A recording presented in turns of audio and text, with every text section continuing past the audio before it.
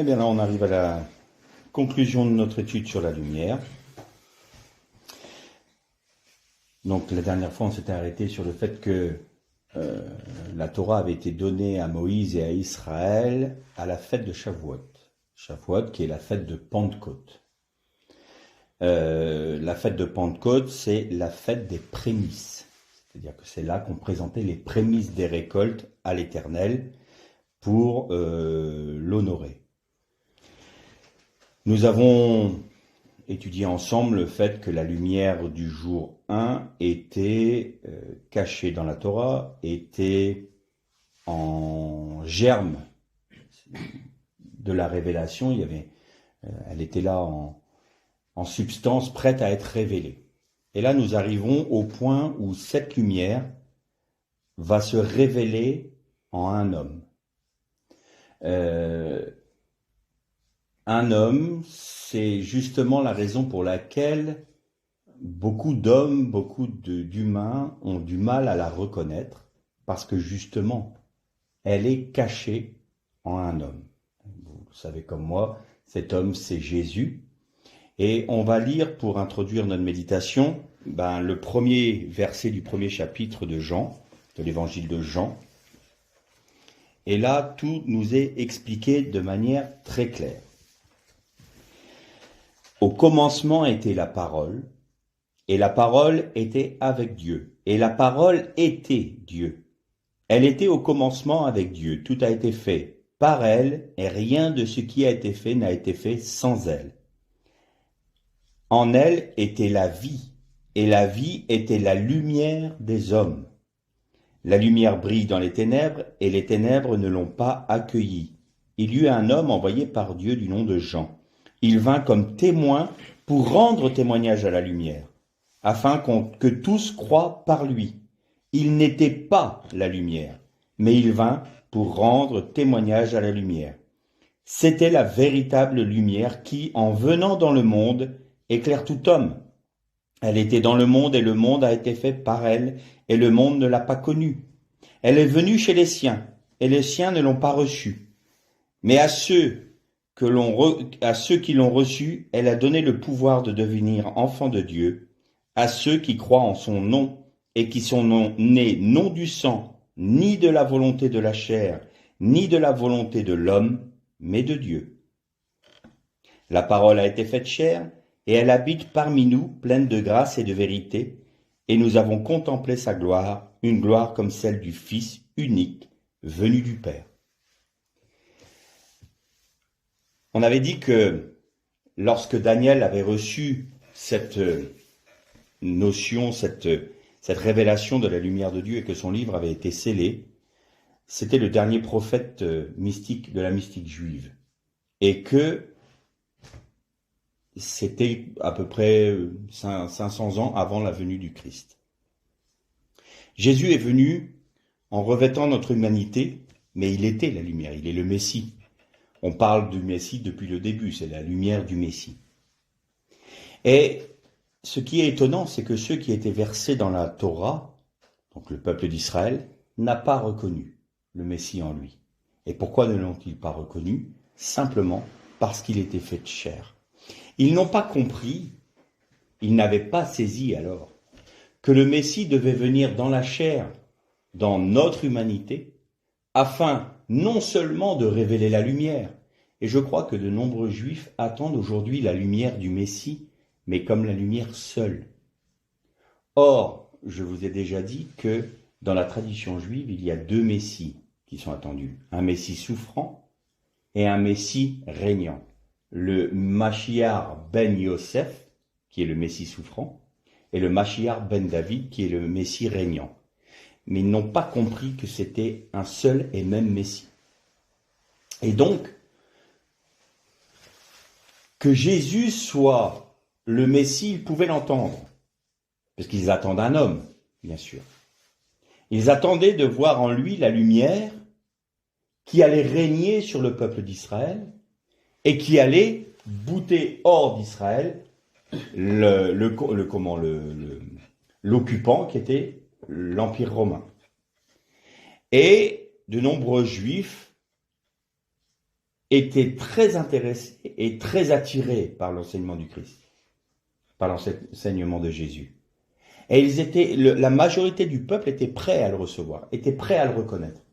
D'ailleurs, on voit l'aveugle Bartimée qui dit « Jésus, fils de David ». Lui, il avait reconnu. Et de nombreuses personnes dans le peuple d'Israël avaient reconnu. Et là où le monde chrétien est un peu virulent contre les Juifs, c'est qu'ils disent « Oui, mais les Juifs n'ont pas voulu reconnaître Jésus, donc automatiquement, le Seigneur a permis que les païens le reconnaissent et eux ont été rejetés. » Non, c'était la prêtrise du temple, les Sadducéens, le Sanhédrin, qui ne voulaient pas perdre de leur autorité. Et donc, c'est eux qui luttaient contre le Messie, contre Jésus. Mais pas le peuple. Le peuple était prêt à recevoir le Messie. La lumière est venue donc en lui. Elle était cachée dans la chair du Christ.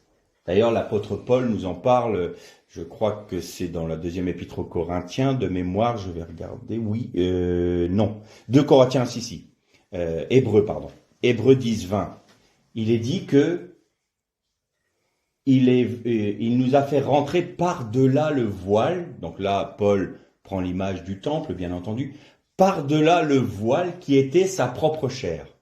Donc il nous montre bien que la lumière du Messie était cachée dans la chair de Jésus. L'humanité du Christ cachait la lumière du Messie, on pourrait traduire.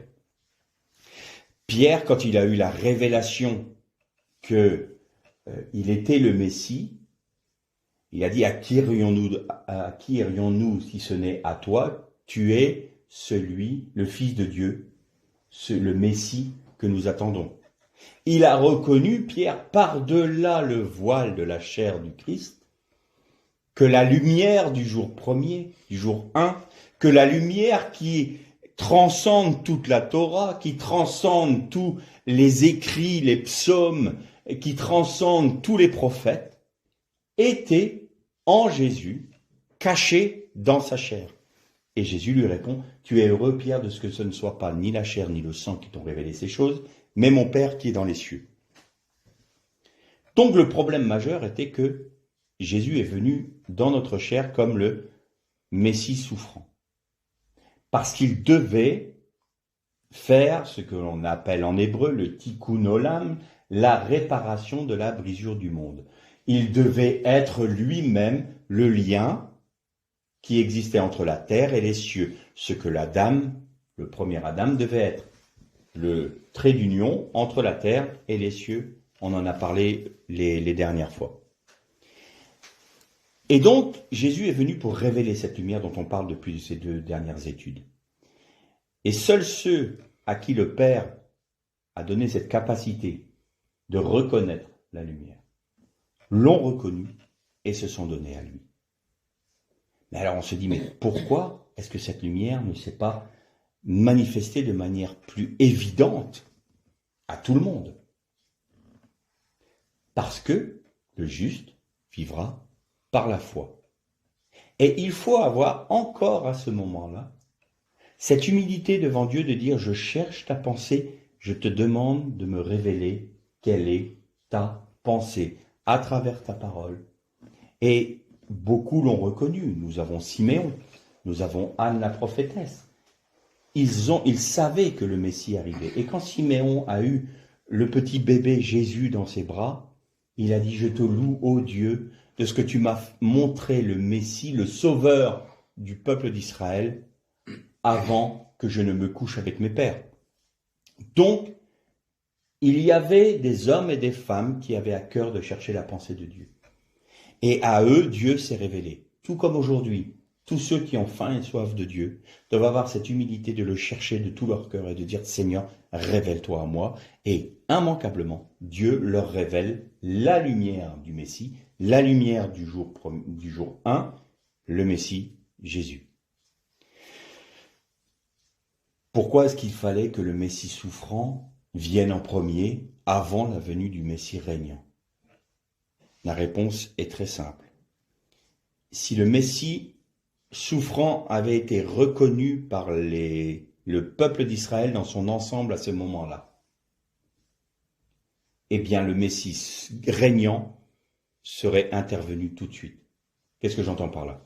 Le Messie souffrant serait venu, il aurait fait son ministère de 3 ans sur la terre, il aurait porté les péchés de l'humanité sur la croix, de la croix est née l'épouse du Messie, on en a parlé quand il a été percé, et si les Hébreux, si Israël avait dit, nous reconnaissons maintenant que celui qui a donné sa vie sur la croix, c'est pour la rémission de nos péchés, il est l'agneau immolé par excellence. Il est donc le Messie de David, le fils de David, et nous savons qu'il va ressusciter et qu'il va régner. Jésus serait ressuscité, il aurait régné tout de suite sur Israël, seulement. Il n'y aurait rien eu pour les nations.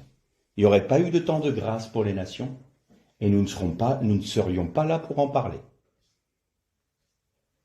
Donc, il fallait, pour que la grâce de Dieu se manifeste pour l'ensemble de l'humanité, afin que l'ensemble de l'humanité puisse avoir part à la lumière du jour 1, il fallait qu'Israël soit aveuglé. Et c'est encore eux qui ont payé le prix de la patience de Dieu envers le pécheur. Ils l'ont payé une fois en Égypte en étant 430 ans dans l'esclavage parce qu'il fallait que les Cananéens mettent le comble à leur péché. Et là, maintenant, ils le sont encore depuis 2000 ans pour que nous, les nations, nous puissions dire « Seigneur, nous cherchons ta pensée et nous voulons trouver la lumière de Dieu, la lumière du jour 1, la lumière du Messie. » S'il n'y avait pas eu cet aveuglement, ce faux pas d'Israël, le faux pas d'Israël, c'est quoi? Ils n'ont pas reconnu dans le Messie souffrant, le Messie régnant. C'est un faux pas. Eux qui avaient la Torah, eux qui avaient les enseignements des rabbins, eux qui avaient les enseignements des prophètes, eux qui avaient les enseignements de Moïse, ils auraient dû être les premiers à reconnaître le Messie dans son ensemble et de reconnaître que Jésus était le fils de David. Et donc Dieu a dit, puisque vous avez fait ce faux pas-là, je vais me révéler à un peuple qui ne demande rien, à un peuple qui ne me connaît pas. Nous, les Gaulois, les Vikings, les peuplades africaines, les Asiatiques, n'ont jamais demandé à connaître Dieu. Ils n'ont pas la Torah, eux. Nous n'avions pas la Torah. Et Dieu s'est révélé à nous. Parce qu'il nous fait grâce. Et il fallait qu'Israël soit mis dans l'aveuglement. Mais le Seigneur ne l'a pas fait de son propre chef en disant « je fais exprès de vous mettre de l'aveuglement ». Il est venu en disant « est-ce que vous reconnaissez le Messie ?» Et c'est la raison pour laquelle Jésus, le premier miracle que l'on parle de Jésus, c'est le changement de l'eau en vin. Pourquoi il est venu aux noces de Cana? Pourquoi Jésus a, entre guillemets, manifesté les prémices de son ministère à Cana? Simplement parce qu'il venait chercher son épouse et que son épouse n'était pas prête. Dans le texte des noces de Cana, vous voyez l'époux. Vous en parlez de l'intendant. Vous parlez des invités. Mais il n'est pas parlé de l'épouse, elle est absente. Elle n'est pas là. Elle n'est pas au rendez-vous. Et c'est le faux pas d'Israël, ça. Quand le Messie est venu vers elle, pour la prendre pour épouse, Israël, de manière concrète, je vais te prendre pour épouse, cette promesse qui avait été faite par l'Éternel au mont Sinaï, à la fête de Shavuot et où il a donné la Torah au peuple d'Israël.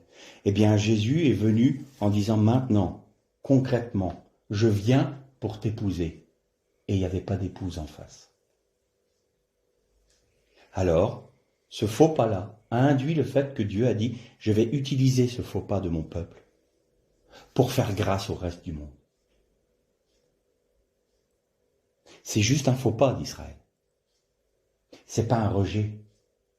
Ça, c'est une ineptie de dire ça dans le monde chrétien, que Israël a été rejeté. Non, Israël a juste fait un faux pas.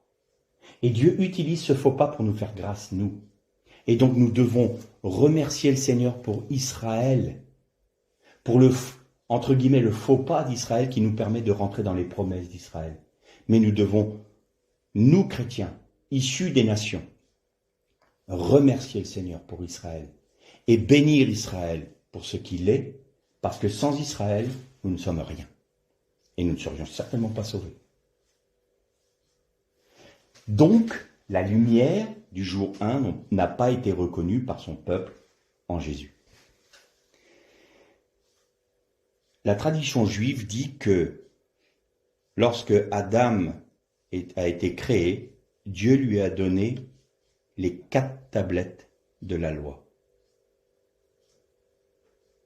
4. Pourquoi 4? Quand Moïse a été sur le mont Sinaï, il a reçu 2 tablettes de la loi.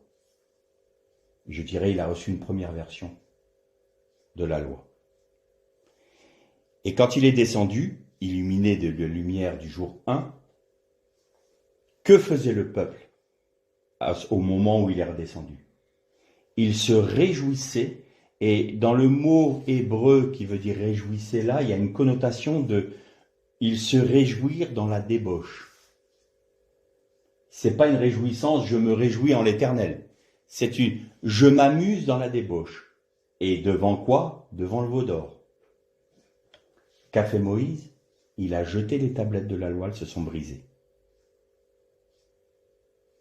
Les 2 premières tablettes de la loi ont été brisées.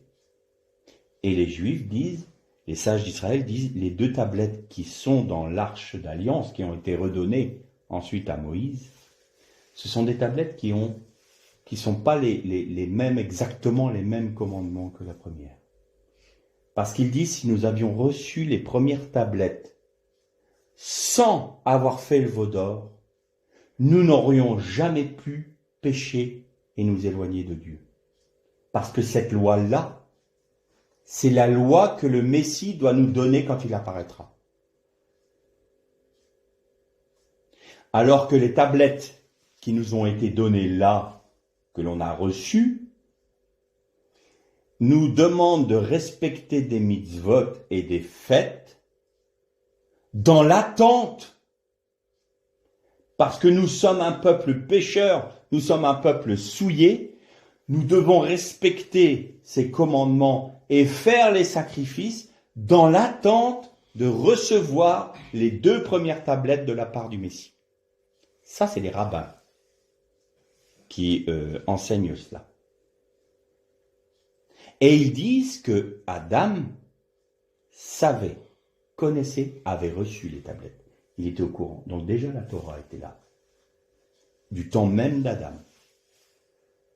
Et que le fait qu'il ait péché, il y a une rupture entre ces 2 tablettes, et elles se sont séparées, ça a été la brisure du monde, la brisure de l'unité entre l'homme et Dieu.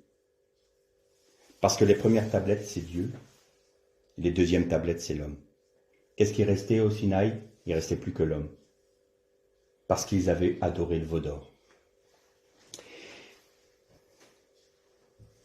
Quand le Messie est venu, quand Jésus est venu, vous avez le sermon sur le mont sermon sur la montagne, pardon. Et il dit, vous avez entendu dire. C'est-à-dire que votre loi vous dit que. Mais moi je vous dis. Vous avez entendu dire que. Mais moi je vous dis. Donc, vous avez entendu dire que vous ne volerez pas. Mais moi je vous dis que celui qui a déjà convoité a commis péché dans son cœur. Et, étonnamment, quand Jésus parle, là, on a le sentiment que la loi qu'avaient reçue les Hébreux était extérieure. Et c'est le cas. Tandis que Jésus voulait amener la Torah à l'intérieur de l'homme. Vous ne devez pas prendre la femme de votre prochain, c'est un adultère. Mais si vous pensez même, si vous la convoitez dans votre cœur, vous avez déjà, vous, commis adultère avec elle. Il y a une Torah plus exigeante, mais une Torah plus libératrice. Et Jésus voulait annoncer à Israël, je vous annonce non pas une nouvelle Torah, mais une Torah renouvelée, une Brit Radasha, une alliance renouvelée. Voici là, nous on dit la nouvelle alliance, comme s'il y avait une ancienne et une nouvelle. Non, non, non, non. Non, il y a eu la première alliance qui était extérieure, et même en étant extérieure à vous, vous ne pouviez pas la respecter. En substance, voilà ce que disait Jésus. Mais moi, je vous apporte une alliance, la même, mais renouvelée en moi. Parce qu'elle est issue, de la lumière du jour 1, la lumière de la création. Et cette Torah-là, qui est l'expression ultime de la première que vous avez reçue au Sinaï, elle va s'exprimer non plus en extérieur de votre être, mais de l'intérieur. Et de l'intérieur, en s'exprimant de l'intérieur, elle va renouveler l'extérieur. Voilà ce que Jésus disait sur le mont, dans le sermon sur la montagne. La nouvelle alliance, c'est la Brit Radasha, c'est l'alliance Brit Radasha renouvelée, une alliance renouvelée. Dieu renouvelle son alliance avec son peuple, mais par le sang et par le sacrifice de Jésus. Buvez ce vin, c'est le sang de la Brit Radasha en mon sang. En mon sang. C'est l'alliance renouvelée en mon sang, dit Jésus. Et je vous avais dit qu'il était important de noter que c'était pendant la fête de Pentecôte qu'avait été donnée la Torah sur le mont Sinaï. Quand il y a eu la fête de la Pentecôte, après la Pâque où Jésus a donné sa vie, il est venu et il a soufflé sur ses disciples. Donc, je vous disais que l'Église était née du côté de l'eau et du sang du côté de Jésus, tout comme la femme est née du côté de la dame. Et quand Jésus a soufflé sur les disciples, il leur a donné l'esprit de vie. Il a donné à son épouse l'esprit de vie. Au moment où ils ont reçu l'esprit, qu'est-ce que ça voulait dire en fait? C'était à la Pentecôte, ça nous ramène aux tables de la loi qui ont été données sur le Sinaï. Eh bien, l'apôtre Paul nous le dit dans 2 Corinthiens 3:3, il dit la loi a été gravée sur nos cœurs de chair. C'est-à-dire que les tables de la loi qui étaient extérieures à l'homme, par l'Esprit de Dieu, sont venues s'inscrire dans le cœur de l'homme, sur nos tables de nos cœurs, sur les tables de nos cœurs. Et donc, la loi, la nouvelle Torah, non, pas la nouvelle, la Torah du Christ, c'est l'enseignement du Christ, maintenant procède du cœur, de nos cœurs, pour aller vers l'extérieur.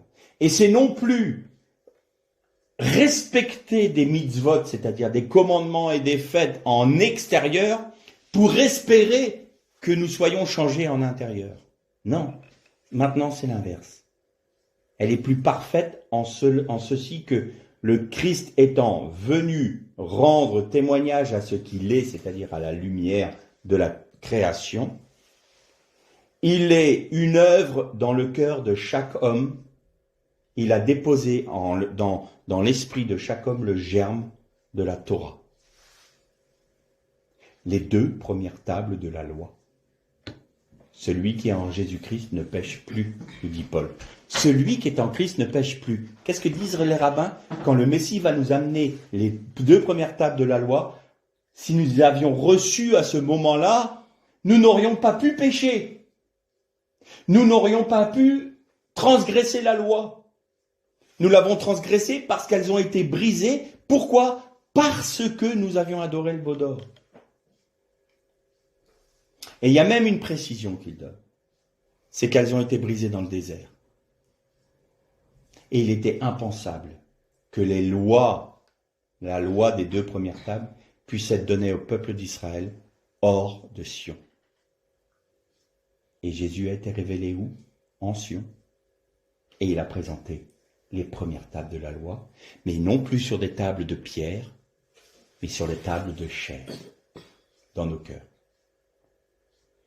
Alors, je vous avais dit que il y avait quelque chose de très pratique pour nous. Quand Jésus a donné sa vie, le voile du temple s'est déchiré, révélant, nous en avons parlé, révélant, alors à l'époque, il n'y avait plus l'arche d'alliance, elle n'était plus là, mais en substance, le Saint des Saints était le lieu où était entreposée l'arche d'alliance. Et qu'y avait-il dans l'arche d'alliance? Il y avait le bâton d'Aaron, c'est-à-dire la sacrificature, le sacerdoce, donc le Christ qui était sacrificateur selon l'ordre de Melchisédek, c'est-à-dire éternel.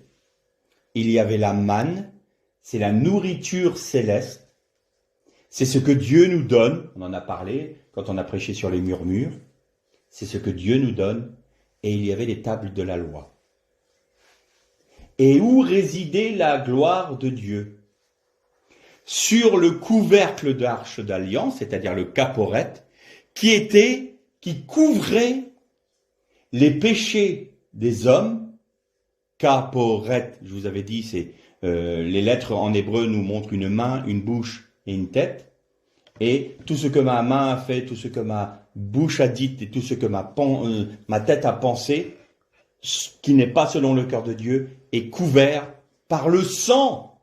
Mais là, quand les Hébreux le faisaient, le sang du bouc, mais Jésus est venu rentrer dans le sanctuaire céleste avec son propre sang pour couvrir de manière éternelle les péchés de tous. Mais la gloire de Dieu résidait comme la lumière du jour 1, la lumière du Messie, résidait entre les deux chérubins, sur l'œuvre entière du Christ, qui était, lui, la lumière. Et on s'était dit la dernière fois qu'on ne pouvait pas voir la lumière, et alors on peut se poser la question. Mais quand le grand prêtre venait une fois par an dans le Saint des Saints pour faire l'aspersion du sang, il voyait la lumière, la gloire de Dieu. Donc pourquoi il ne bourrait pas? Simplement parce qu'il y avait de l'encens partout. Il ne pouvait pas rentrer sans que ça soit totalement enfumé. Il ne pouvait pas voir la lumière directement, il serait mort tout de suite.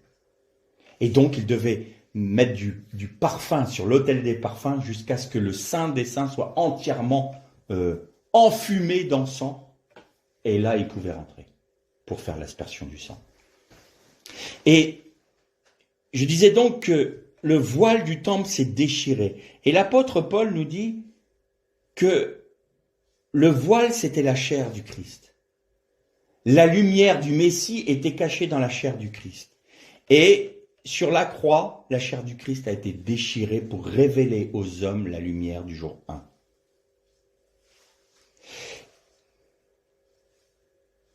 Paul dit une parole très étonnante à un moment. Et on va la lire ensemble. C'est dans Colossiens, au chapitre 1 et au verset 24.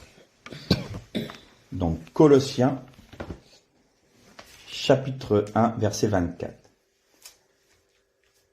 Paul dit « Je me réjouis maintenant dans mes souffrances pour vous, et je comble ou je supplée dans ma chair à ce qui manque aux souffrances du Christ, pour son corps qui est l'Église. » Paul qui dit, en d'autres termes, « Je complète les souffrances du Christ dans ma propre chair pour vous. » Seigneur, tout n'était pas si parfaitement accompli quand tu es mort sur la croix. Qu'est-ce qu'on doit en comprendre? Nous, on doit finir la souffrance que tu as eue. Qu'est-ce que ça veut dire ce texte? Je ne comprends pas. Pour les autres. Mais je ne comprends pas, Seigneur. Ton corps a été déchiré sur la croix. Le voile du temple a été déchiré. Tout a été parfaitement accompli. Et là, Paul dit, j'achève dans ma propre chair les souffrances du Christ pour les autres. La Torah, elle est descendue où maintenant? Dans nos cœurs. Elle est en nous, par l'Esprit de Dieu qui habite en nous. Je vais juste faire une parenthèse avant de finir sur les souffrances de Paul, enfin nos souffrances dans la chair qui suppléent aux souffrances du Christ. Je vais juste faire une petite parenthèse. Le réveil de Pentecôte a réduit le baptême dans le Saint-Esprit à la vie charismatique. Parler en langue, aux miracles, aux prophéties, aux visions. Je crois profondément qu'on n'a pas compris ce qu'était le baptême dans le Saint-Esprit. Le baptême dans le Saint-Esprit, ça, là, ce qui est dit par nos frères pentecôtistes, et ce que je crois, le parler en langue, la vie charismatique, bien entendu, c'est une évidence, j'y crois. Et je demande à tous de vouloir et de rentrer dans cette vie-là, bien entendu. Mais ça, ce sont les conséquences du baptême dans le Saint-Esprit. C'est pas le baptême dans le Saint-Esprit en tant que tel. Et moi, je regrette vraiment quand, à l'époque, j'étais enseigné dans cette doctrine-là, et on me disait, t'es pas baptisé dans le Saint-Esprit parce que tu parles pas en langue. Tant que tu parles pas en langue, ça veut dire que t'es pas baptisé dans le Saint-Esprit. J'étais là, oui, d'accord, bien, vous êtes bien gentil, mais je sais pas moi comment on fait. Il n'y avait pas d'explication. Et le baptême dans le Saint-Esprit, c'est parler en langue. Si tu parles pas en langue, t'es pas baptisé dans le Saint-Esprit. Ah bon? Je suis pécheur, mais je comprends pas. Je demande au Seigneur, on me dit c'est simple d'avoir le salut, mais le baptême dans le Saint-Esprit, j'ai l'impression qu'il faut monter l'Himalaya, qu'il faut monter l'Everest pour pouvoir l'atteindre. C'est quoi cette affaire? Je comprends pas. Oui, mais tu parles pas en langue, t'es pas baptisé dans le Saint-Esprit. Ah bon? Ah bon? Eh ben non, mes frères, c'est pas vrai. Ça, c'est du mensonge. Ça, c'est de l'erreur. Et ça, c'est de l'hérésie. Alors, ça peut paraître un peu dur ce que je dis, mais le baptême dans le Saint-Esprit, c'est quand la Torah vient s'inscrire sur vos cœurs de chair. Ça, c'est le baptême dans le Saint-Esprit. Et les manifestations charismatiques sont les réponses à notre foi pour les autres, pour qu'ils soient nourris de cette lumière qui a été placée en nous. Donc, quand vous recevez Christ et que vous recevez l'Esprit du Christ, vous êtes baptisé dans le Saint-Esprit.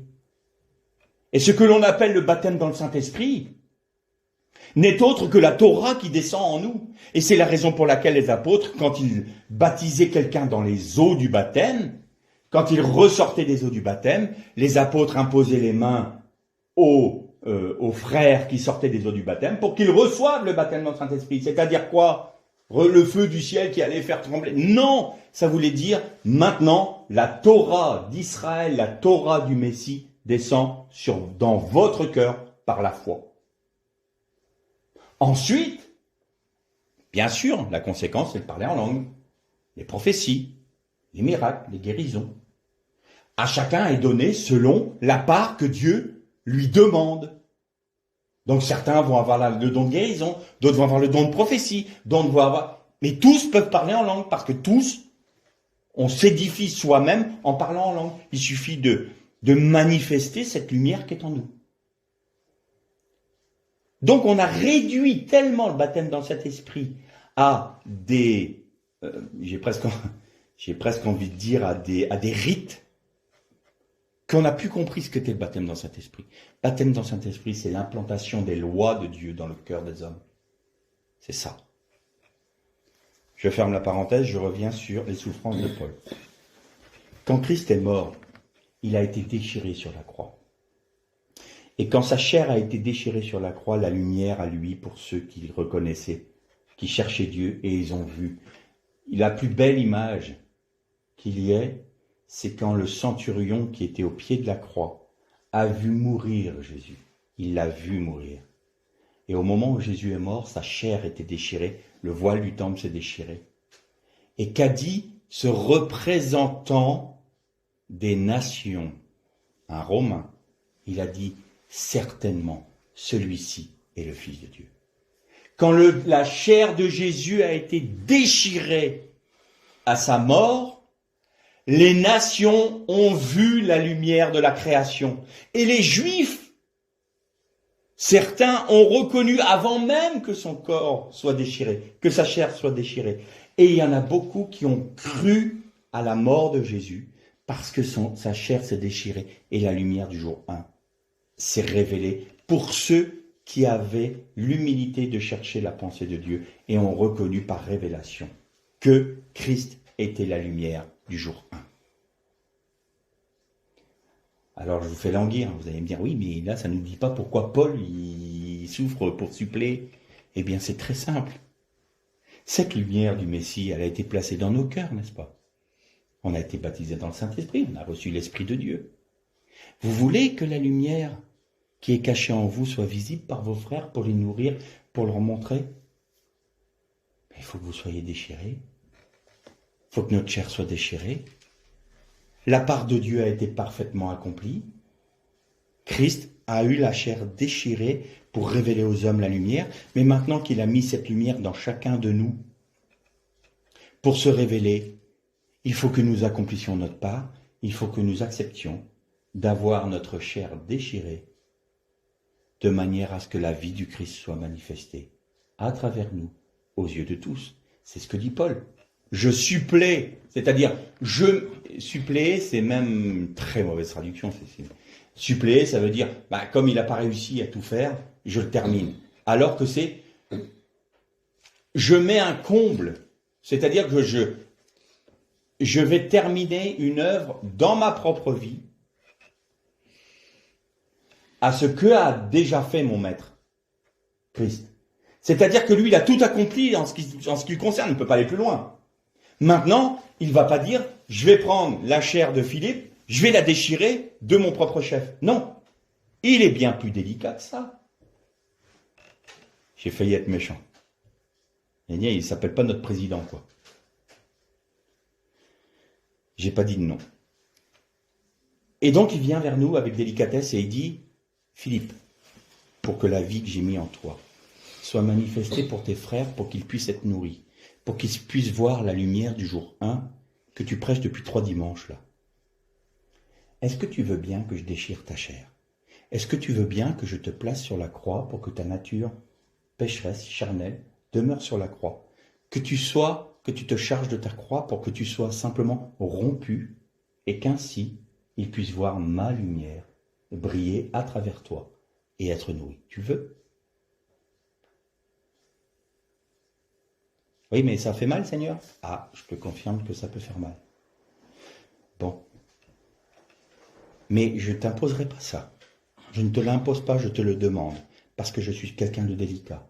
Parce que je suis quelqu'un qui t'imposera jamais rien. Je suis humble et doux de cœur. Je ne suis pas quelqu'un je ne suis pas un tyran. Est-ce que tu acceptes que je brise, que je te brise, que je te romps, que je te déchire, afin que les autres puissent être nourris de ma vie?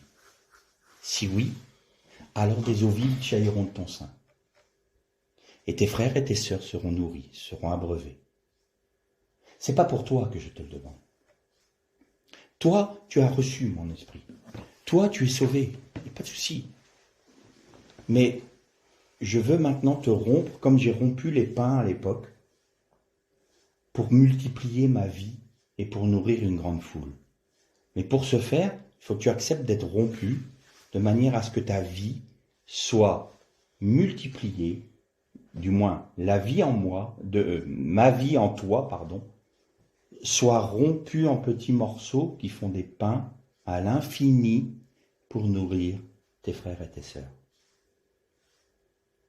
Je te demande de souffrir dans ta chair comme j'ai souffert moi-même, non pas pour toi, mais pour tes frères.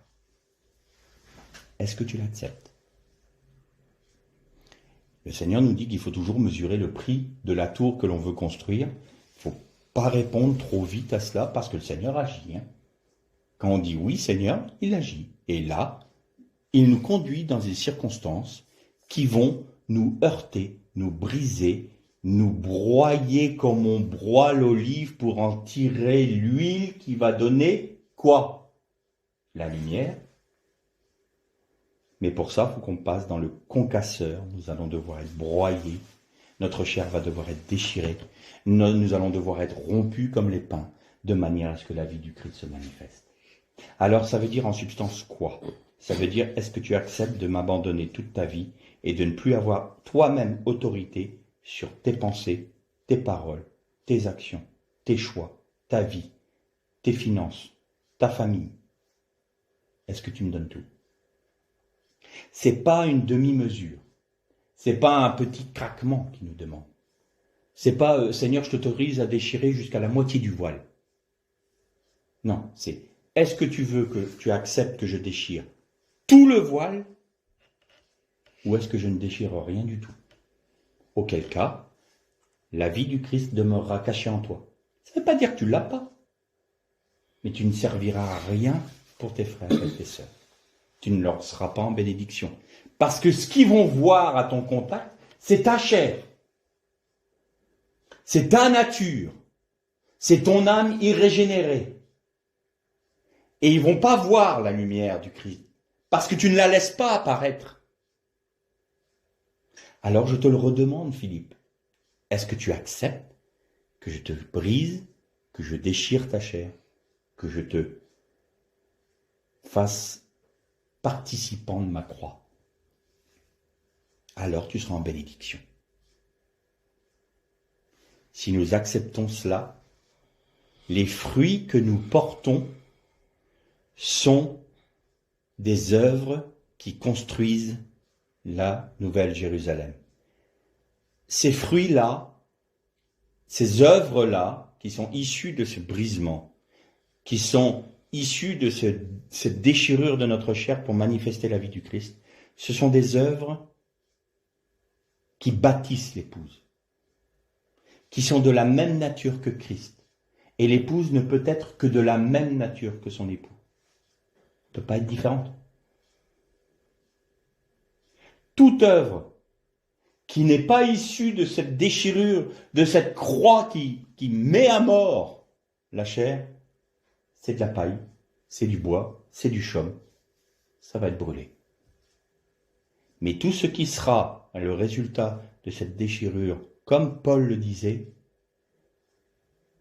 eh bien, tout en nourrissant nos frères, tout en étant une bénédiction pour nos frères, va aussi avoir une incidence dans les cieux, et ça va être l'épouse qui se prépare et qui se part pour son époux. C'est ça que le Seigneur nous demande. Donc vous voyez que, en découvrant toute la lumière qui est cachée dans la Torah, nous comprenons que la lumière est venue dans le monde, en Jésus-Christ, et qu'il l'a révélée en acceptant, lui, d'être déchiré pour nous. Et il nous demande aujourd'hui, tout comme il le disait à ses disciples, le disciple n'est pas plus grand que son maître, vous passerez par les mêmes épreuves que moi, vous allez vivre les mêmes choses que moi. Est-ce que vous l'acceptez? Est-ce que nous acceptons, comme Paul, non pas de compléter les souffrances du Christ, mais d'être rendus participants aux souffrances du Christ pour être de la même nature que lui, en bénédiction à nos frères, à l'Église. C'est ça la vérité. Et je vous avais dit que le jour 1, le Yom Echad, était un jour ouvert. Et je terminerai par ça. Il se fermera le jour où les cieux et la terre vont disparaître. Pourquoi? Parce que dans le premier verset de la Torah, dans le premier chapitre, le premier verset, et tout ce qui concerne le jour 1, toute l'histoire de l'humanité est réunie, est rassemblée et condensée dans ce texte-là. Et donc il se fermera quand l'histoire de l'humanité s'arrêtera. L'histoire de cette dispensation de la chute de l'homme et de la rédemption en Jésus-Christ se terminera quand les cieux et la terre disparaîtront et que les nouveaux cieux et la nouvelle terre arriveront. Alors un nouveau jour viendra, le 8e jour, le jour éternel de la lumière du Messie. Et que dit le texte? Relisez à la fin du livre de l'Apocalypse. La Nouvelle Jérusalem descend du ciel comme une épouse pour son époux. Les nouveaux cieux, la nouvelle terre. Dieu lui-même descendra pour habiter parmi les hommes. Il n'y aura pas de temple dans le sein de la Nouvelle Jérusalem, parce que Dieu lui-même est son temple, nous dit le texte. Et il n'y aura ni soleil ni lune, parce que la lumière de Dieu, la lumière du jour 1, illuminera les nouveaux cieux et la nouvelle terre. Et donc là, il n'y aura plus de raison qu'elle soit cachée. Elle sera manifestée dans toute sa splendeur. Tous pourront voir la gloire de Dieu dans sa pleine puissance, sans mourir, sans être terrassé, parce que le péché aura disparu, parce que la mort aura disparu, parce que Satan aura disparu, parce que toutes choses seront nouvelles, alors nous pourrons être rendus participants à la gloire de Dieu et avoir la lumière du Christ sans problème. C'est pour ça que ce jour-là, le jour 1, s'arrêtera, le jour où notre dispensation s'arrêtera. Mais dans ce laps de temps, le Seigneur nous demande une chose. Moi, je suis venu révéler la lumière qui était dans la Torah, la lumière qui était sur Adam, la lumière qui était en Noach, la lumière qui était en Abraham, la lumière qui était à travers Moshe, la lumière qui était avec Daniel. Toute cette lumière que vous avez suivie dans la Torah, toutes ces lettres qui sont des grains de cette lumière divine, je suis venu la révéler dans ma personne. Je suis venu pour non seulement réparer la brisure du monde, c'est-à-dire rendre la possibilité aux hommes d'être réconciliés avec le Père, mais je suis venu pour manifester cette lumière, que vous puissiez la reconnaître. Mais plus encore, cette lumière-là, je me propose de la mettre dans vos cœurs, de l'inscrire dans votre cœur. Et alors, maintenant, ce n'est pas pour rien, vous avez une responsabilité en la recevant. Est-ce que vous voulez la partager? Oui, alors acceptez la croix. Chargez-vous de votre croix chaque jour. Acceptez de mourir à vous-même. Acceptez d'être déchiré. Acceptez d'être brisé. Acceptez d'être rompu. Alors cette vie se manifestera. Et alors les fruits qui en sortiront seront des fruits d'éternité, des œuvres d'éternité, des œuvres qui vont construire la nouvelle Jérusalem, qui seront l'épouse du Christ. Et nous rentrerons un jour dans les nouveaux cieux et la nouvelle terre, dans le règne éternel de Dieu, dans la félicité. Et nous aurons Dieu qui vivra avec nous. Il n'y a pas plus grande gloire que cela. C'est ça notre espérance. C'est pas un paradis, c'est ça notre espérance. Nos corps de chair ressuscités en gloire, les mêmes corps qu'avait Adam à l'origine, que Christ avait au jour de la transfiguration, ces corps que nous allons voir illuminés de la gloire de Dieu, nous serons de la même nature que Dieu. Pourquoi? Parce que nous avons été créés à l'image de Dieu. Alors, puisque nous serons revêtus de cette gloire-là, nous pourrons être au contact de cette gloire-là sans risque. Et nous vivrons éternellement avec notre Créateur, avec notre Père, avec notre époux, avec notre Dieu. Et ce sera une joie éternelle. Que le Seigneur vous bénisse.